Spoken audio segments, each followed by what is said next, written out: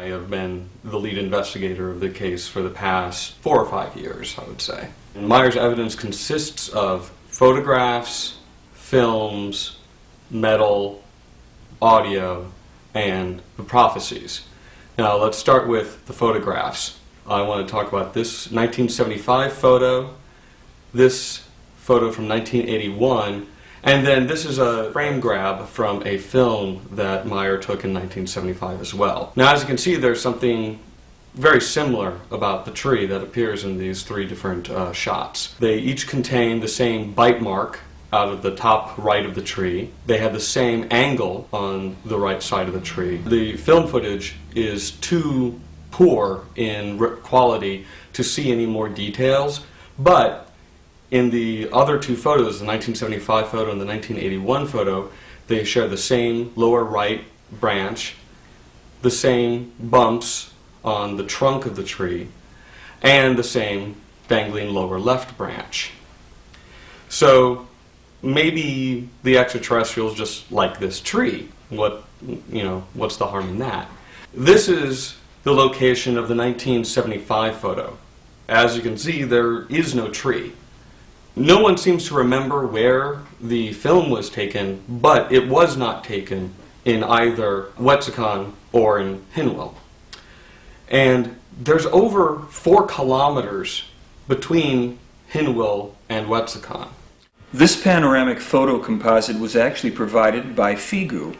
What the skeptic failed to show or acknowledge is that Figu also provided this panoramic view overlaid with one of Meier's many photos of the UFO circling the full-size tree. As you can see, the photo fits in perfectly, validating that both the tree and the UFO were indeed on that very piece of land. It's said that the tree was eliminated later by Semyaze. Strangely enough, the farmer who owns the land continues to this day to mow the grass around the very spot where the tree once existed.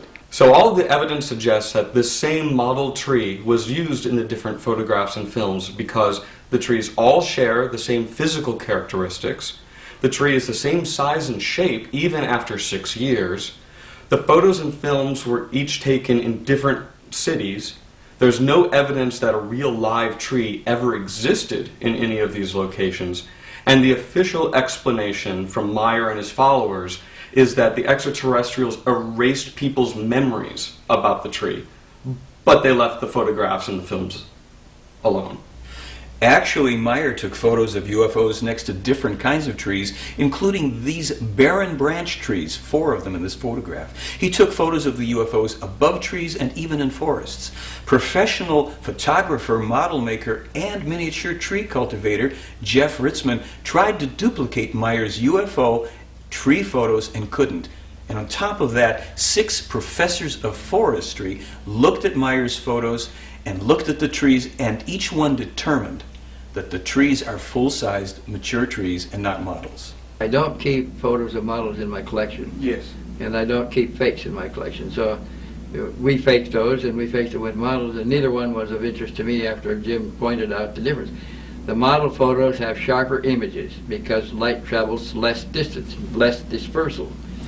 The bottoms of the models are usually darker than the bottoms of the spacecraft because they're smaller and they don't pick up as much light reflection.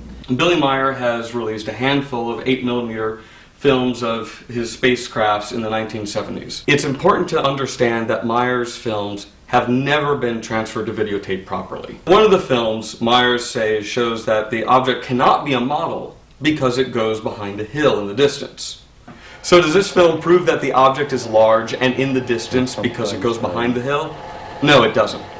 The film is just simply too poor in quality to be able to determine this. There is a jump where the object appears to be in 2 places at the same time. Meier and his followers have stated that this is due to the ability of the object to travel so fast that it literally could appear in 2 places on 1 frame of film. The double image was most likely caused by stopping the camera, then changing the object's position, and then turning the camera back on. Meier and his followers have spent a considerable amount of time discussing the propulsion capabilities of this craft and theorizing on all the properties that it has because the object appeared in 2 places on the same video frame. But all of this time and energy was wasted because I simply did not understand how film is transferred to videotape. 4 frames of film need to become 5 frames of video. This is done by duplicating some film frames onto 2 different video fields of the same video frame. This causes some video frames to actually contain 2 different film frames. This is called interlacing. Using the very same film the skeptic refers to, we can see that the UFO does indeed partially go behind the hill. Since the hill is some distance from the camera, perhaps a quarter mile, it's impossible that the UFO is a small model.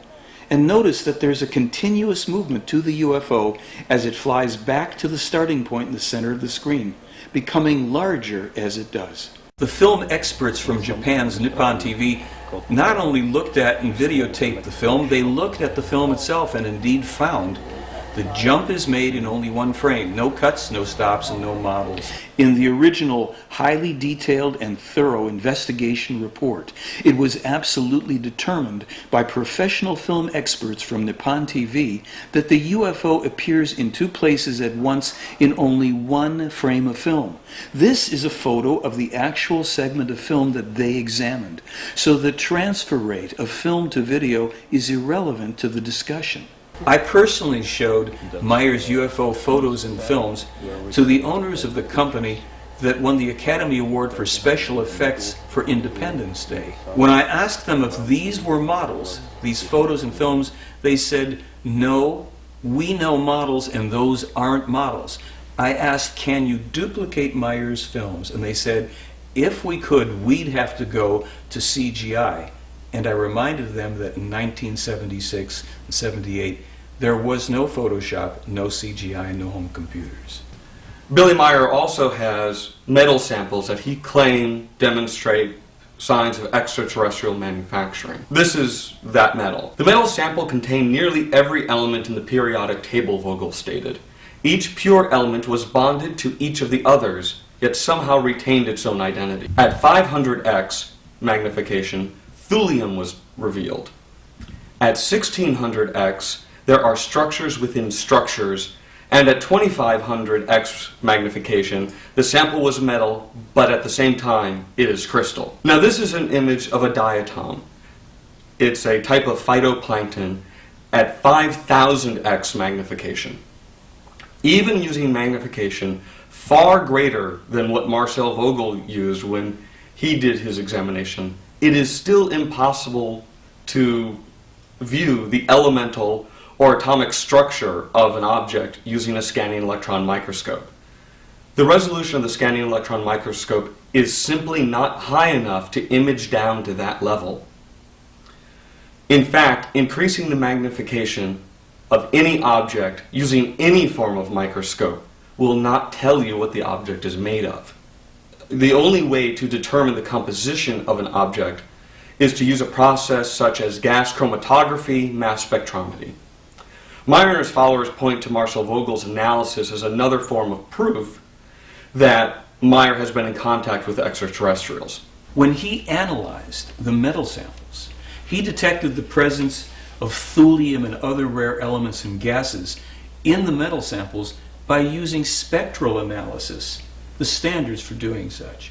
With any technology that I know of could not achieve this on this Earth's plane. I could not explain the type of material that I have and its discreteness by any known combination of materials. I could not put it together myself. The elements that we found were totally surprising. The major element, which is shown here, was the rare earth metal thulium, Thulium. It was totally unexpected. So now we've seen silicon, iron, thulium, silver, and copper, all in a specimen about this big. When he examined the metal under electron scanning microscope, he then found the micro-machining, which was a clear evidence to him that this was a deliberately manufactured product.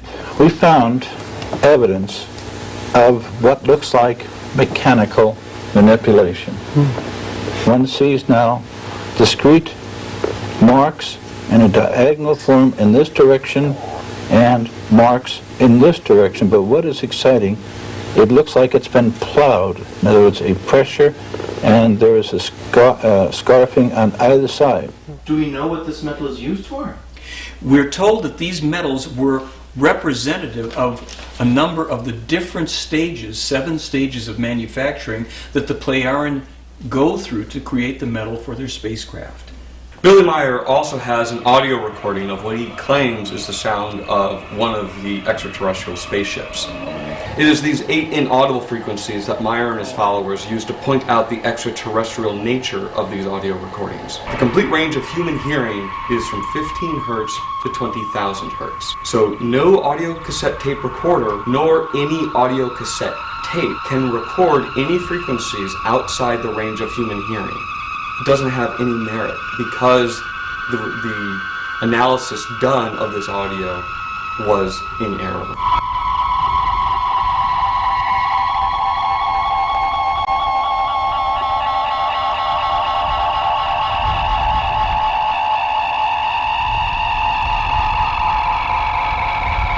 What's happening is the 10 different frequencies are converging on one central frequency, which is, I find, very interesting. This is probably one of the most interesting things about the tape, is that there are...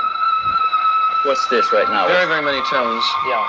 And they're all changing very fast. Not synthesizers on the market that have oscillators that change that randomly. Even if you got 9 or 10 of them going, they wouldn't change from those peaks that quickly. So a significant thing is this rate of change. And besides, if you were going to create a noise for a spaceship, you'd be hard put to come up with something as original as this.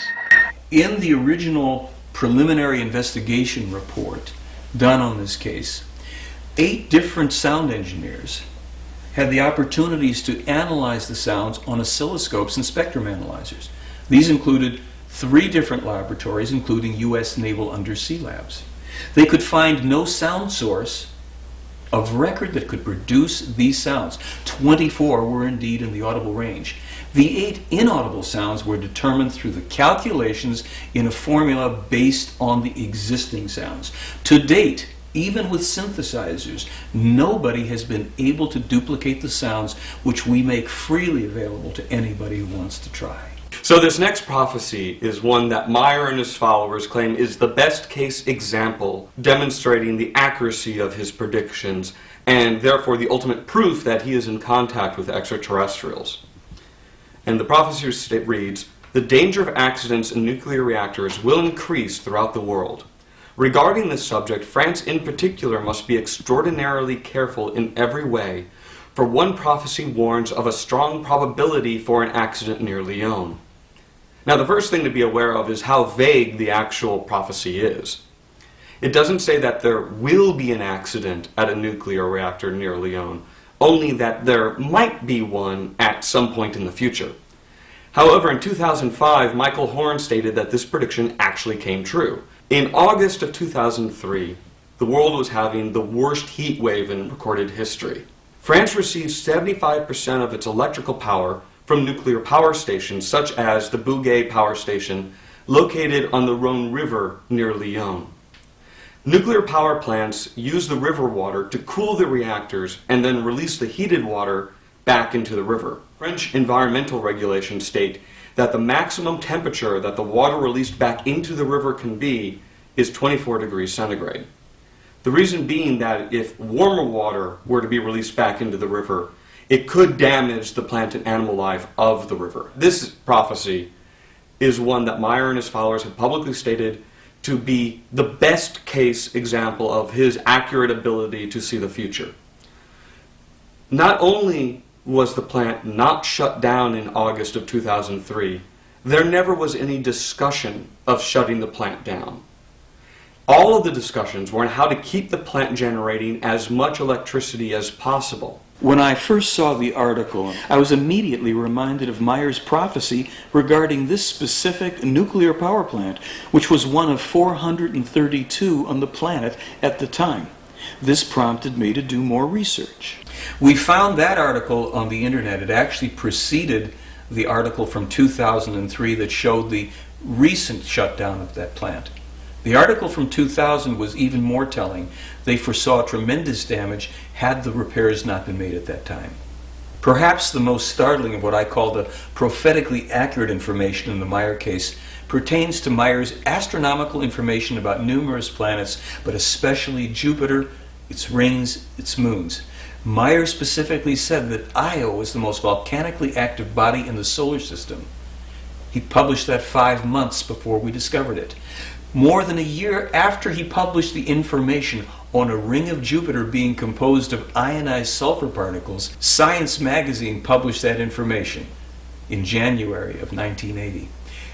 Most impressively, when I sent Meier's information about Io being the most volcanically active body in the solar system, as published by Meier 5 months before the probe got there, Professor Joseph Viverka, the head of the astronomy department at Cornell University, said the following to me, and I quote, "If he, Meier, said that 3 to 6 months before, then all I can say is that he was right."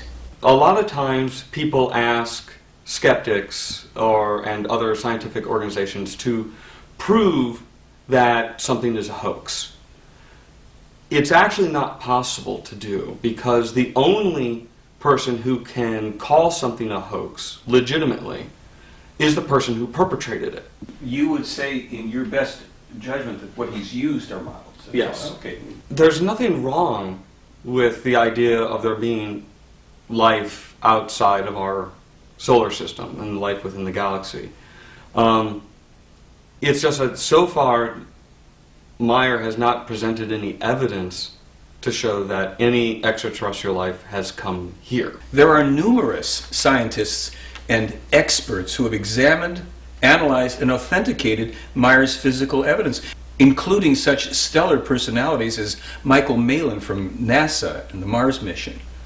We have sound engineers, photographic and film experts, special effects experts, physicists, and numerous professional facilities at which the physical evidence was examined and authenticated. Again, people are going to have to take a look at that for themselves and decide whether or not it's convincing to them.